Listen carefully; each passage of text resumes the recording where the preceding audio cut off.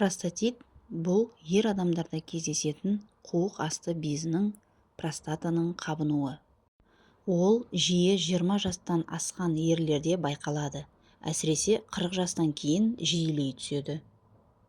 Простатиттің түрлері: бірінші, жедел простатит кенеттен басталып ауыр белгілермен өтеді.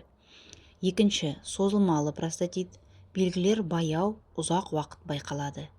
Үшінші, бактериялық және бактериясыз түрлері болады. Себептері: инфекциялар, әсіресе зәр шығару жолдары арқылы енген бактериялар. Салқын тию, ұзақ уақыт тоңу, ұзақ уақыт жыныстық қатынаста болмау немесе тым жиі болу, жыныстық жолмен берілетін аурулар, физикалық белсенділіктің аздығы, иммунитеттің төмендеуі. Зәр шығару жолдарының аурулары, стресс жүйке жүйесінің әлсіреуі.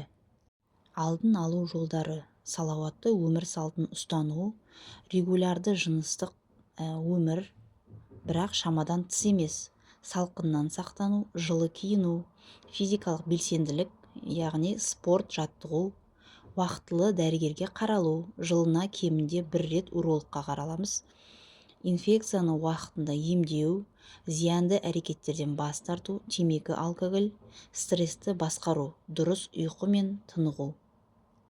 Маңыздысы: простатит уақытында емделмесе, бедеулікке, жыныстық әлсіздікке немесе қуық проблемаларына әкелуі мүмкін. Белгілері байқалса, урологқа жедел қаралу қажет.